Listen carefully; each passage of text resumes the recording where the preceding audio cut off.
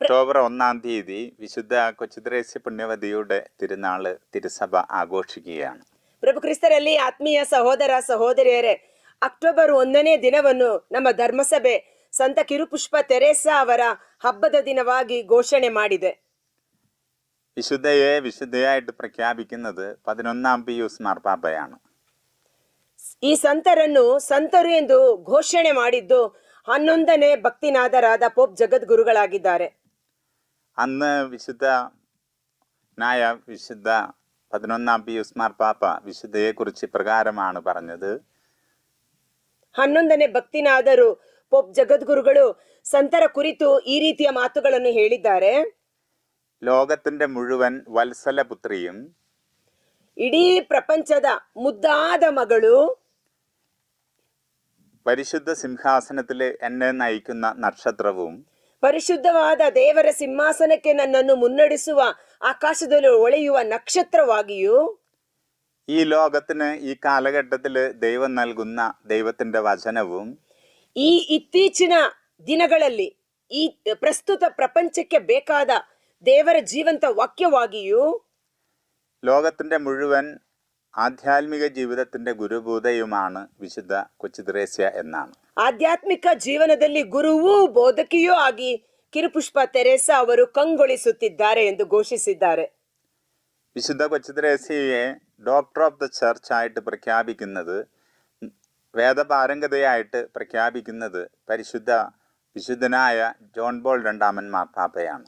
Pop ಜಗದ್ಗುರುಗಳಾದ 2ನೇ John Pal ಅವರು ಸಂತ ಕಿರುಪುಷ್ಪ ತೆರೇಸಾ ಅವರನ್ನು ಧರ್ಮಸಭೆಯ ಮೊದಲ ಮಹಿಳಾ ವೈದ್ಯ ಎಂದು, ಧಾರ್ಮಿಕ ಪಂಡಿತಳು ಎಂದು ಘೋಷಿಸಿದ್ದಾರೆ. അന്ന് ജോൺ പോൾ 2-ാമൻ മാർപ്പാപ്പ പറഞ്ഞത് സ്നേഹത്തിന്റെ വാനമ്പാടിയും, ಪೋಪ್ ಜಗದ್ಗುರುಗಳು 2ನೇ ಜಾನ್ ಪಾಲ್ ಅವರು ಸಂತರನ ಕುರಿತು ಹೇಳಿದ್ದು ಪ್ರೀತಿಯ ನಕ್ಷತ್ರ ಈಕೆ ಎಂಬುದಾಗಿ.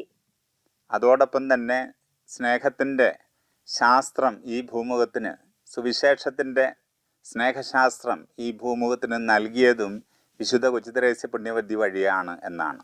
ಈ ಪ್ರಪಂಚದಲ್ಲಿ ಸ್ನೇಹದ ಮೂರ್ತಿಯಾಗಿ, ಸ್ನೇಹದ ಚಿಲುಮೆಯಾಗಿ ಪ್ರೀತಿಯನ್ನ ವ್ಯಕ್ತಪಡಿಸಿದ್ದಾರೆ ದೇವರು ಕಿರುಪುಷ್ಪ ತೆರೇಸಾ ಅವರ ಮೂಲಕ.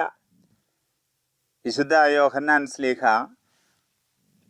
13-ാമത്തെ അധ്യായത്തില് 34-ാമത്തെ വചനം ഇപ്രകാരമാണ് പറയുക. ಯೋಹಾನನು ಬರೆದ ಶುಭ ಸಂದೇಶ 13ನೇ ಅಧ್ಯಾಯ ವಚನ 34ರಲ್ಲಿ ದೇವರ ವಾಕ್ಯ ಹೀಗೆಂದು ನುಡಿಯುತ್ತದೆ. ഞാൻ നിങ്ങളെ സ്നേഹിച്ചതുപോലെ നിങ്ങളും പരസ്പരം സ്നേഹിക്കണം. ನಿಮಗೊಂದು ಹೊಸ ಆಜ್ಞೆಯನ್ನು ಕೊಡುತ್ತೇನೆ, ಒಬ್ಬರನ್ನೊಬ್ಬರು ಪ್ರೀತಿಸಿರಿ. ನಾನು ನಿಮ್ಮನ್ನು ಪ್ರೀತಿಸಿದಂತೆಯೇ ನೀವು ಸಹ ಒಬ್ಬರನ್ನೊಬ್ಬರು ಪ್ರೀತಿಸಿರಿ. ഇതാണ് പ്രഥമവും പ്രധാനവുമായിട്ടുള്ള ഒറ്റ കൽപ്പനയായിട്ട് യേശു ക്രിസ്തു നൽകിയത്. ಇದು ಪ್ರಭು ಯೇಸು ಕ್ರಿಸ್ತರು ನೀಡಿದಂತ ಎಲ್ಲಾ ಆಜ್ಞೆಗಳಲ್ಲಿ ಶ್ರೇಷ್ಠ ಮತ್ತು ಪ್ರಮುಖವಾದ ಆಜ್ಞೆಯಾಗಿದೆ. വിശുദ്ധ തന്റെ ജീവചരിത്രത്തിൽ ഇപ്രകാരമാണ് പറയുക. ಸಂತರು ತನ್ನ ಜೀವಿತದಲ್ಲಿ ಈ ರೀತಿ ಹೇಳಿದ್ದಾರೆ. ഇന്നെനിക്ക് പരസ്നേഹം എന്താണെന്ന് ക്രിസ്തുവിന്റെ ഈ വചനത്തിലൂടെ മനസ്സിലായി. ಕಿರುಪುಷ್ಪ ತೆರೇಸಮ್ಮ ಅವರು ಹೇಳಿದ ಮಾತುಗಳು ಪರರ ಪ್ರೀತಿ ಅಂದರೆ ಏನೆಂಬುದನ್ನು ಪ್ರಭು ಯೇಸುವಿನ ವಾಕ್ಯದ ಮೂಲಕ ನಾನು ತಿಳಿದುಕೊಂಡೆ. വിശുദ്ധ പറയുകയാണ്, യേശു എങ്ങനെയാണ് സ്നേഹിച്ചത്, എന്തുകൊണ്ടാണ് സ്നേഹിച്ചത് എന്നാണ് പറയുക. ಸಂತರು ಈ ರೀತಿ ಹೇಳುತ್ತಾರೆ, ಪ್ರಭು ಯೇಸು ಹೇಗೆ ಪ್ರೀತಿಸಿದರು, ಯಾವ ರೀತಿ ಪ್ರೀತಿಸಿದರು ಎಂಬುದಾಗಿ. തന്റെ ശിഷ്യര് പാപികളും അജ്ഞരും ലൗകിക നന്മകളിൽ എപ്പോഴും നടന്നിരുന്നവരുമായിരുന്നു. ಯೇಸುವಿನ ಶಿಷ್ಯರು ಪಾಪಿಗಳು, ಬಲಹೀನರು, ಪ್ರಾಪಂಚಿಕವಾದ ಕೆಲಸ ಕಾರ್ಯಗಳಲ್ಲಿ ಮಗ್ನರಾಗಿದ್ದವರಾಗಿದ್ದರು. എന്നാൽ അവിടെ നിന്നാകട്ടെ നിത്യജ്ഞാനവും അറിവുമായിരുന്നു. ಆದರೆ ಪ್ರಭು ಯೇಸು ನಿತ್ಯ ಜ್ಞಾನವು ದೇವರ ಪರಿಪೂರ್ಣತೆಯಲ್ಲಿ ಸಂಪೂರ್ಣರಾಗಿದ್ದರು. എങ്കിലും യേശു അവരെ സ്നേഹിതരും സഹോദരരുമായിട്ട് ഗണിച്ചു എന്നാണ് യോഹന്നാൻ ശ്ലീഹായുടെ സുവിശേഷത്തിൽ 15-ാമത്തെ അധ്യായത്തിൽ 15-ാമത്തെ വചനം പറയുക. ತನ್ನ ಶಿಷ್ಯರು ಪಾಪಿಗಳು, ಬಲಹೀನರು, ಪ್ರಪಂಚದ ಕೆಲಸ ಕಾರ್ಯಗಳಲ್ಲಿ ಮಗ್ನರಾಗಿದ್ದವರಾಗಿದ್ದರೂ ಸಹ ಪ್ರಭು ಯೇಸು ತನ್ನ ಶಿಷ್ಯರನ್ನು ಎಷ್ಟರ ಮಟ್ಟಿಗೆ ಪ್ರೀತಿಸಿದರೆಂದರೆ ಯೋಹಾನನು ಬರೆದ ಶುಭ ಸಂದೇಶ 15ನೇ ಅಧ್ಯಾಯ ವಚನ 15ರಲ್ಲಿ ಆ ಬಲಹೀನರಾದ ಶಿಷ್ಯರನ್ನು ನನ್ನ ಸ್ನೇಹಿತರು, ನನ್ನ ಗೆಳೆಯರು ಎಂದು ಕರೆದಿದ್ದಾರೆ. താൻ പിതാവിൻ്റെ സന്നിധിയിലായിരിക്കുമ്പോൾ അവരും തന്നോടൊത്ത് തൻ്റെ അരികിലുണ്ടാകുവാൻ അവിടുന്ന് ആഗ്രഹിച്ചു. ಪ್ರಭು ಯೇಸುವಿಗೆ ಶಿಷ್ಯರ ಮೇಲೆ ಪ್ರೀತಿ ಎಷ್ಟಿತ್ತೆಂದರೆ, ನಾನು ಪಿತನ ಸನ್ನಿಧಾನದಲ್ಲಿ ಸ್ವರ್ಗಾರೋಹಣವಾಗಿರುವಾಗ, ನಾನು ಪಿತನ ಬಲಪಾರ್ಶ್ವದಲ್ಲಿ ಆಸೀನರಾಗಿರುವಾಗ ನೀವೆಲ್ಲರೂ ನನ್ನೊಟ್ಟಿಗೆ ಕುಳಿತಿರಬೇಕೆಂಬುದೇ ಯೇಸುವಿನ ಹೆಬ್ಬಯಕೆಯಾಗಿತ್ತು. അതിനുവേണ്ടി തന്നെ ജീവൻ അർപ്പിച്ചു എന്നാണ് യോഹന്നാൻ ശ്ലീഹായുടെ സുവിശേഷത്തിലെ 15ാമത്തെ അധ്യായത്തില് 13ാമത്തെ വചനം പറയുക. ಅದಕ್ಕಾಗಿಯೇ ಯೇಸು ಗೆಳೆಯರಿಗಾಗಿ ನನ್ನ ಪ್ರಾಣವನ್ನೇ ಕೊಟ್ಟಿದ್ದೇನೆ ಎಂದು ತನ್ನ ಶಿಷ್ಯರನ್ನ ಗೆಳೆಯರೆಂದು ಸ್ವೀಕರಿಸಿ ತನ್ನ ಪ್ರಾಣವನ್ನೇ ಕೊಟ್ಟು ಯೋಹಾನ 15:13ರಲ್ಲಿ ಈ ವಚನವನ್ನ ನುಡಿಯುತ್ತಾರೆ. ഈ ജീവിത രീതി തന്നെയാണ് പരസ്നേഹത്തിൽ നമ്മളും അഭ്യസിക്കേണ്ടതെന്നാണ് വിശുദ്ധ പറഞ്ഞു വയ്ക്കുക. ಈ ವಚನದ ಮೂಲಕ ನಮ್ಮ ದಿನನಿತ್ಯದ ಜೀವಿತದಲ್ಲಿ ಪರಸ್ಪರ ಪ್ರೀತಿಯನ್ನ ನಾವು ಬೆಳೆಸಿಕೊಳ್ಳಬೇಕೆಂಬುದು ಸಂತ ತೆರೇಸಮ್ಮನವರ ಮಾತಾಗಿತ್ತು. അതുകൊണ്ടാണ് വിശുദ്ധ പറയുക, പരിപൂർണ സ്നേഹം അടങ്ങിയിരിക്കുന്നത്. ಸಂತ ತೆರೇಸಮ್ಮನವರು ಹೇಳುತ್ತಾರೆ, ಪರಿಪೂರ್ಣವಾದ ಪ್ರೀತಿ ಅಡಗಿರುವುದು 3 കാര്യങ്ങളിലാണ്. 3 ಅಂಶಗಳಲ್ಲಿ ಅಡಗಿದೆ. 1, ಮೊದಲನೆಯದು വ്യക്തികളുടെ കുറവുകളും കുറ്റങ്ങളും പോരായ്മകളും ഒക്കെ സഹിക്കുക. അത് കണ്ട് വിസ്മയിക്കേണ്ടതില്ല. ಜನರ ತಪ್ಪುಗಳು, ಬಲಹೀನತೆಗಳು, ಅವರ ಒಂದು ಜೀವನವನ್ನ ನೋಡಿ ಸಹಿಸಿಕೊಳ್ಳಬೇಕು. ಅದನ್ನ ಕುರಿತು ನಾವು ಆಶ್ಚರ್ಯ ಪಡಬೇಕಾಗಿಲ್ಲ ಅಥವಾ ಕೋಪಗೊಳ್ಳಬೇಕಾಗಿಲ್ಲ. ಅದು ಜೀವಿತ യാഥാർത്ഥ്യമാണ്. ಅದು ಪ್ರತಿಯೊಬ್ಬ ಮನುಷ್ಯನ ಜೀವಿತದಲ್ಲಿ ಯಥಾರ್ಥವಾದ ಸತ್ಯವಾಗಿದೆ. ಪ್ರತಿಯೊಬ್ಬರು ತಪ್ಪು ಮಾಡುತ್ತಾರೆ ಎಂಬುದು. സ്നേഹത്തിന്റെ 2ാമത്തെ ശാസ്ത്രം ഇപ്രകാരമാണ് പഠിപ്പിക്കുക. ಪರಿಪೂರ್ಣವಾದ ಪ್ರೀತಿಯ 2ನೇ ಅಂಶ ಇದಾಗಿದೆ. വ്യക്തികളുടെ ഏറ്റവും നിസ്സാരമായിട്ടുള്ള നന്മകൾ പോലും കാണുമ്പോൾ ഉത്കർഷം പ്രാപിക്കുക. ಪ್ರತಿಯೊಬ್ಬ ಮನುಷ್ಯನಲ್ಲಿ ಒಂದು ಸಣ್ಣ ಸಣ್ಣ ಸತ್ಕಾರ್ಯ, ಏನೋ ಒಂದು ಸಣ್ಣ ಒಳ್ಳೆಯ ಗುಣ, ಒಂದು ಒಳ್ಳೆಯ ಸಣ್ಣದಾದಂತಹ ಒಂದು ಒಳ್ಳೆಯ ಕಾರ್ಯವನ್ನು ಕಂಡರೂ ಸಹ ಅದನ್ನು ನಾವು ಗುರುತಿಸಿ ಪ್ರಶಂಸಿಸಬೇಕು. കാരണം ദൈവം വ്യക്തികളുടെ നന്മകളിലൂടെയാണ് ഈ ഭൂമുഖത്തെ അലങ്കരിക്കുക. ಕಾರಣ ದೇವರು ಜನರ ಸಣ್ಣ ಸಣ್ಣ ಒಳ್ಳೆಯ ಕಾರ್ಯಗಳ ಮೂಲಕ ಈ ಭೂಲೋಕವನ್ನ ಕಂಗೊಳಿಸುವಂತೆ ಅಲಂಕರಿಸುತ್ತಾರೆ. 3ാമത്തെ സ്നേഹശാസ്ത്രത്തിന്റെ പ്രത്യേകത ഇതാണ്. ಪರಿಪೂರ್ಣ ಪ್ರೀತಿಯ 3ನೆಯ ಸಂದೇಶ ಇದಾಗಿದೆ. വ്യക്തികളുടെ കുറവുകളും പോരായ്മകളും കാണുമ്പോൾ അതിനോട് മറുതലിക്കുന്നതിലുപരി ಜನರ ತಪ್ಪುಗಳು, ಬಲಹೀನತೆಗಳನ್ನ ಕಂಡಾಗ ಅದನ್ನ ನಾವು ದೂಷಣೆ ಮಾಡುವುದಕ್ಕೆ ಬದಲು ഏറ്റവും നിസ്സാരമായിട്ടുള്ള കുറവുകൾ പോലും കാണുമ്പോൾ അവരിൽ വന്നു ചേരേണ്ട നന്മകളെ ആഗ്രഹിച്ച് സർവ്വ നന്മകളുടെയും ദാതാവായ ദൈവത്തോട് പ്രാർത്ഥനയിൽ അർത്ഥിക്കുക എന്നുള്ളതാണ്.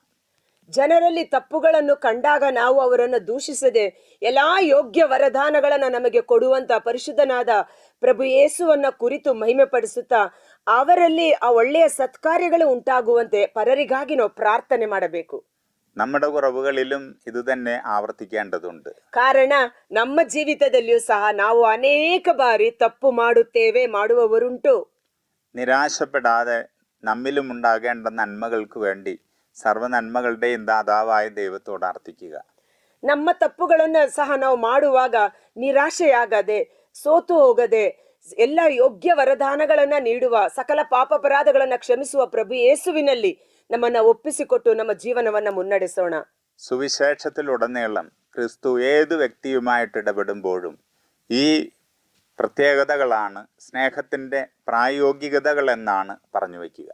ಪ್ರಭು ಯೇಸು ಈ ಲೋಕದಲ್ಲಿ ಜೀವಿಸುತ್ತಿದ್ದಾಗ ಯಾವ ವ್ಯಕ್ತಿಯನ್ನ ಸಂಧಿಸಿದರೂ ಸಹ ಅವರಲ್ಲಿದ್ದ ಪಾಪಗಳು, ಬಲಹೀನತೆಗಳನ್ನ ಕಂಡು ಅವರನ್ನ ದೂಷಿಸದೆ ಈ 3 ಅಂಶಗಳಲ್ಲಿ ಪರಿಪೂರ್ಣವಾದ ಪ್ರೀತಿಯನ್ನು ಅವರಿಗೆ ತೋರಿಸಿಕೊಟ್ಟರು. അതുകൊണ്ടാണ് വിശുദ്ധ കൊച്ചുത്രേസ്യ പുണ്യവതി പറയുക, സ്നേഹം വൈകാരികം മാത്രമല്ല, അത് തികച്ചും പ്രായോഗികമാണ്.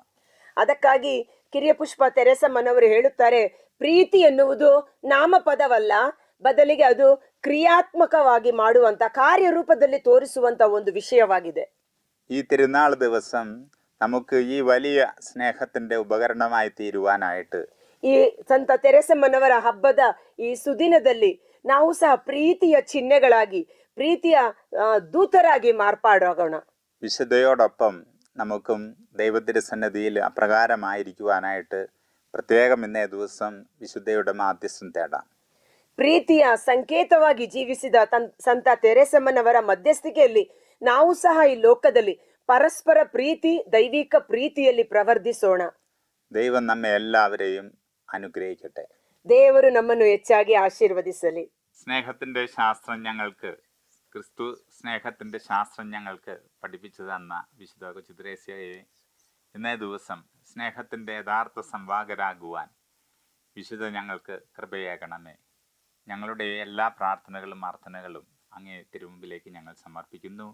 നമ്മുടെ കർത്താവായ യേശു ക്രിസ്തുവിൻ്റെ കൃപയും പിതാവായ ദൈവത്തിൻ്റെ സ്നേഹവും പരിശുദ്ധാത്മാവിൻ്റെ സഹവാസവും നാം എല്ലാവരോടും കൂടെ ഉണ്ടാകട്ടെ. വിശുദ്ധയുടെ സഹനശക്തി നമുക്ക് പ്രാപ്തി നൽകട്ടെ. ആമേൻ. ಪ್ರಭು ಯೇಸು ಕ್ರಿಸ್ತರಲ್ಲಿ ಆತ್ಮೀಯ ಸಹೋದರ ಸಹೋದರಿಯರೇ, ಪ್ರೀತಿಯ ಸಂಕೇತವಾಗಿ, ಪ್ರೀತಿಯ ದೂತರಾಗಿ ಈ ಲೋಕದಲ್ಲಿ ಆಕಾಶದಲ್ಲಿ ಹೊಳೆಯುವ ನಕ್ಷತ್ರದಂತೆ ಮಿನುಗಿದಂತ ಸಂತ ತೆರೇಸಮ್ಮನವರ ಮಧ್ಯಸ್ಥಿಕೆಯ ಮೂಲಕ ನಾವು ಸಹ ಪ್ರಭು ಯೇಸುವಿನ ಪ್ರೀತಿಯ ಸಂದೇಶವನ್ನ ಈ ಲೋಕದಲ್ಲಿ ಸಾರುತ್ತಾ ಯೇಸುವಿಗೆ ನೈಜ ಸಾಕ್ಷಿಗಳಾಗಿ ಜೀವಿಸೋಣ. ಪ್ರಭು ಯೇಸು ಕ್ರಿಸ್ತರ ಆಶೀರ್ವಾದ, ತಂದೆ ದೇವರ ಪ್ರೀತಿ, ಪವಿತ್ರಾತ್ಮರ ಅನ್ಯೋನ್ಯತೆ ನಮ್ಮಲ್ಲಿಯೂ ನಮ್ಮ ಋಣ್ಮನಗಳಲ್ಲಿಯೂ ಕುಟುಂಬಗಳಲ್ಲಿಯೂ ನೆಲೆಸುವಂತೆ ಯೇಸುವಿನ ನಾಮದಲ್ಲಿ ಪ್ರಾರ್ಥಿಸಿ ಬೇಡಿ ಹೊಂದಿಕೊಳ್ಳುತ್ತೇವೆ. ಆಮೇನ್.